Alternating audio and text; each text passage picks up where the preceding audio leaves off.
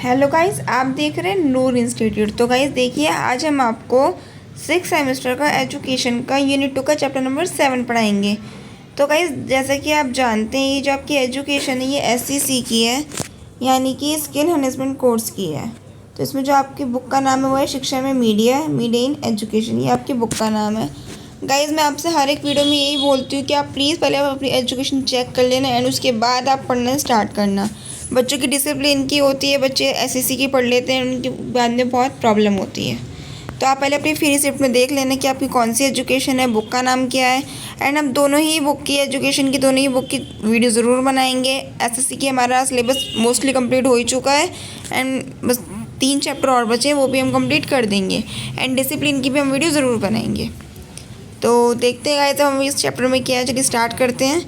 जैसे कि आप जानते हैं कि आपकी यूनिट 2 है, इसका क्या नाम है, क्रिकेटल मीडिया अवेयरनेस। ये आपकी यूनिट 2 का नाम है। इसमें जो आपका चैप्टर नंबर 7 आता है वो आता है कि पाठ और शिक्षा के स्रोत के रूप में मीडिया। तो गाइस देखिए, यहाँ पर थोड़ा मिस प्रिंट हो गया है, ये थोड़ा दूर चली गई यहाँ से, तो प्लीज़ आप थोड़ा कन्फ्यूज़ मत होना, ये पूरा एक ही नाम है। शिक्षण प्रक्रम के प्रकों को प्रदान करने के लिए मीडिया का निर्धारण आवश्यक है, जिससे प्रभावपूर्ण संप्रेषण किया जा सके।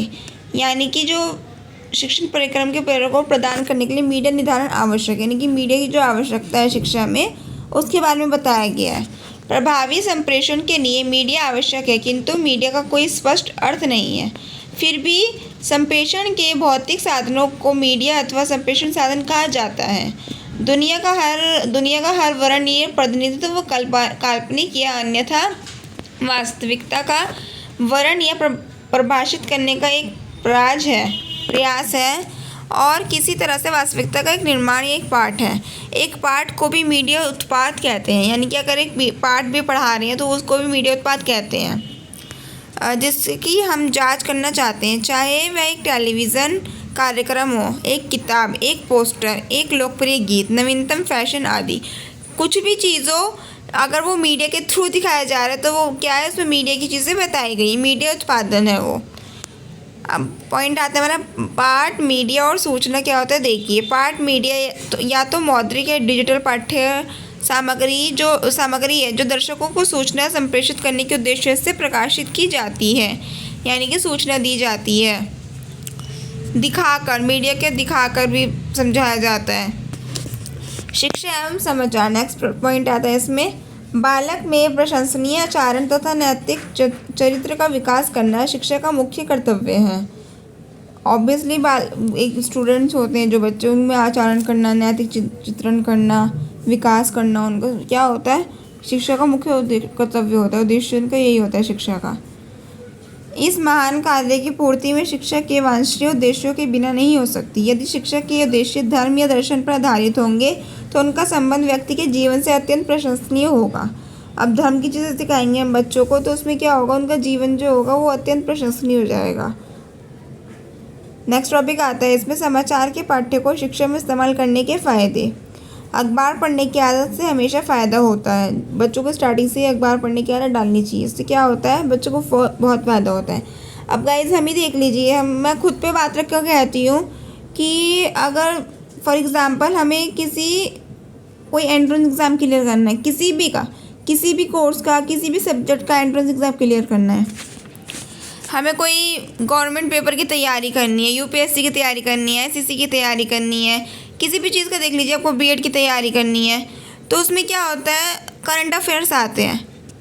करंट अफेयर्स हर एक पेपर में आता है, UPSC में, SSC में, BED में, किसी भी चीज़ का आप एंट्रेंस एग्ज़ाम उठा लीजिए, फिर किसी भी गवर्नमेंट जॉब का एग्ज़ाम उठा लीजिए, सब में करंट अफेयर्स ज़रूर आते हैं।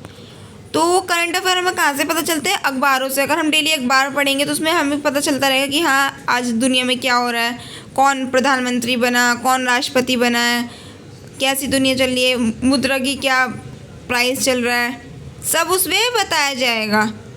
किस जगह के क्या बन रहा है, कहाँ पे रोड बन रहा है, कहाँ फ्लाईओवर बन रहा है। क्वेश्चंस आते हैं कि फ्लाईओवर का निर्माण किसने किया, इस फ्लाईओवर का निर्माण किसने किया, फ्लाईओवर का नाम दिया होता है, या तो फिर उसमें किसी नेता का नाम दिया होता है, तो उसमें बताया गया होता है कि किसने क्या निर्माण किया। तो आपको ये सब कैसे पता चलता है, अखबारों के थ्रू पता चलता है। GK कहाँ से आती है बच्चों को, अखबारों से आती है।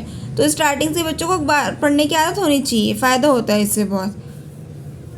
अब बच्चे स्टार्टिंग में अखबार नहीं पढ़ते, लेकिन जब वो किसी गवर्नमेंट जॉब की या फिर किसी भी चीज़ की तैयारी कर रहे होते हैं, उनको इतनी प्रॉब्लम्स होती हैं, उन्हें जीके समझ नहीं आती, वो यूट्यूब्स पे बुक्स में सर्च करते हैं। अगर आप यही स्टार्टिंग से पढ़ोगे, डेली अखबार पढ़ोगे, तो आपको ये बिल्कुल भी पढ़ने की ज़रूरत पड़ेगी ही नहीं। आप विश्वास करो, बिल्कुल भी आप यूट्यूब या फिर क्या नाम कोई बुक्स वगैरह यूज़ कर ही नहीं सकते अगर आप डेली अखबार पढ़ते हो तो जीके के लिए।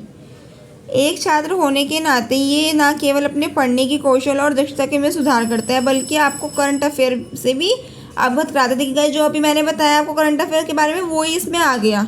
मैंने तो आगे नहीं पढ़ा था कि करंट अफेयर आएगा इसमें, बट मैंने तो अपने सिर्फ माइंड से बताया था, और वो इसमें आ गए हैं मेन चीज़ कि करंट अफेयर्स में ज़रूर होते हैं। कोई हमेशा वह हिस्सा ढूंढ सकता है जो उसकी रुचि रखता है और उसकी शिक्षा को बढ़ाता है। फॉर एग्जाम्पल अखबार में हर एक चीज़ होती है, मनोरंजन के लिए भी होता है, फिल्मों की बातें होती है, बच्चों को फिल्मों की बात में भी इंटरेस्ट होता है कि आज कौन सी फिल्म का कैसे क्या हुआ है, क्या नहीं हुआ, कितनी उसकी गिरावट में गई है पिक्चर या फिर कितनी बड़ी है, ये सब उसमें अखबारों में होता है। कहीं कहीं अखबारों में जॉब्स के बारे में होता है, बच्चे जॉब सर्च कर रहे होते हैं, उनको अखबार में दिख जाती है। बिजनेस न्यूज़ का अलग पेज होता है, राजनीति का अलग पेज होता है। राजनीति में बच्चों को किसी को बहुत इंटरेस्ट होता है, तो राजनीति में जाना चाहते तो वो अखबारों के थ्रू जा सकते हैं, पढ़ सकते हैं। मीडिया की ऐतिहासिक भूमिका। भारत में मीडिया का विकास 3 चरणों में हुआ है। 3 पॉइंट हुए हैं भारत में, यानी कि 3 चरण हुए हैं। पहले दौर में हुआ है कि पहले दौर की नींव 19वीं सदी में उस समय में पड़ी जब औपनिवेशिक आधुनिकता के संसर्ग और औपनिवेशिक हुकूमत के खिलाफ असंतोष की अंत विरोधी छाया में हमारे सार्वजनिक जीवन को रूपरेखा बन रही थी। इस प्रक्रिया के तहत मीडिया 2 ध्रुवों में बढ़ गया।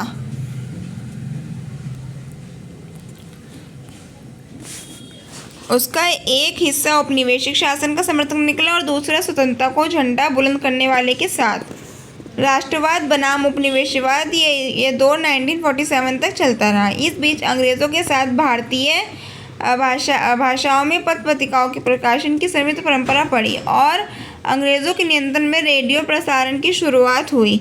अब सेकंड दौर क्या हुआ था, फर्स्ट दौर क्या हुआ था, दो औपनिवेशिक शासन में बदला था। एक तो जो औपनिवेशिक के लिए हुआ था और सेकंड हुआ था हमारा उसमें झंडे के लिए, जो स्वतंत्रता का झंडा बुलंद करने की आवाज़ में उठा था। अब सेकंड दौर देखते हैं अपना। आज़ादी मिलने के साथ प्रारंभ हुआ और 80 के दशक तक चला। इस लंबी अवधि में मीडिया के प्रसार और गुणवत्ता में ज़बरदस्त बढ़ोतरी हुई। उसके विभिन्न रूप भारत को आधुनिक राष्ट्र राज्य बनाने के लक्ष्यों को इधर गिर्द बढ़ी गई। अखिल भारतीय सहमति को धरती पर उतारने की महा परियोजना में भागीदारी करते हुए दिखाई पड़ी। इसी दौर में टीवी का आगमन हुआ। मुद्रित मीडिया मुख्यतः निजी क्षेत्र के हाथ में और रेडियो टीवी के लगाम सरकार के हाथ में रही। 90 के दशक में भूमंडलीकरण के आगमन के साथ तीसरे दौर की शुरुआत हुई। 90 में हुई थी, यानी कि 19 ईस्वी में हुई थी, जो आज तक जारी है। यह राज्य निर्माण और जन राजनीति के प्रचलित मुहावरों में हुए आमूलचूल परिवर्तन का समय था, जिसके कारण मीडिया की शक्ल सूरत और रुझानों में भारी तब्दीलियां आई। टीवी और रेडियो पर सरकार जकड़ ढीली पड़ी।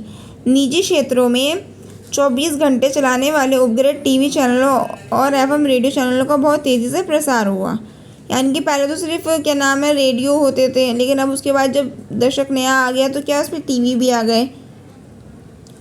बढ़ती हुई साक्षरता और निरंतर जारी आधुनिकीकरण के तहत भारतीय भाषाओं में मीडिया ने अंग्रेज़ी मीडिया को प्रसार और लोकप्रियता में बहुत पीछे छोड़ दिया। मीडिया का कुल आकार अभूतपूर्व ढंग से बढ़ा। नई मीडिया प्रौद्योगिकियों का इस्तेमाल करने वाले लोगों की संख्या में ज़बरदस्त बढ़ोतरी हुई। महज 10 साल के भीतर भारत में भी लगभग वही स्थिति बन गई जिसमें पश्चिम में मीडिया स्फीयर कहा जाता है। अब नेक्स्ट टॉपिक आते हैं, इसमें हमारा मीडिया साक्षरता। मीडिया साक्षरता यानी कि मीडिया लिटरेसी में अर्थ लोगों की उस क्षमता से हुआ है जो उन्हें विविध प्रकार की मीडिया के लिए संदेशों का विश्लेषण करने, मूल्यांकन करने तथा सृजन करने का योग्य बनाते हैं। यानी कि पहले तो उसमें संदेशों को विश्लेषण करते हैं कि उसमें क्या दिया गया क्या नहीं दिया, फिर उसका मूल्यांकन करते हैं एंड फिर उसमें निष्कर्ष निकालते हैं। नेक्स्ट टॉपिक आता है आपका एक समस्याग्रस्त पाठ्य के रूप में फर्जी खबरें यानी कि फेक न्यूज़। फेक न्यूज़ की एक समस्या कैसे बनती है देखिए। नकली समाचार, झूठी या भ्रामक जानकारी है जिसे समाचार के रूप में प्रस्तुत किया जाता है। फेक न्यूज़ का उद्देश्य अक्सर किसी व्यक्ति या संस्था की प्रतिष्ठा को नुकसान पहुंचाने या विज्ञापन राजस्व के माध्यम से पैसा कमाना होता है। हालांकि पूरे इतिहास में झूठी खबरें हमेशा फैली हुई हैं। नकली समाचार शब्द का पहली बार इस्तेमाल 1890 के दशक में किया गया था, जब अखबारों में सनसनीखेज खबरें आम थी। फिर भी इस शब्द को भी कोई निश्चित परिभाषा नहीं है और मोटे तौर पर किसी भी प्रकार की झूठी सूचना पर लागू किया गया। इसका उपयोग हाई प्रोफाइल लोगों द्वारा उनके प्रतिकूल किसी भी समाचार पर लागू करने के लिए भी किया गया। इसके अलावा दुष्प्रचार, हानिकारक मंशा में झूठी सूचना फैलाना शामिल है और कभी कभी शत्रुतापूर्ण विदेशी अभिनेताओं द्वारा उत्पन्न और प्रचलित किया जाता है, विशेष रूप से चुनावों के दौरान।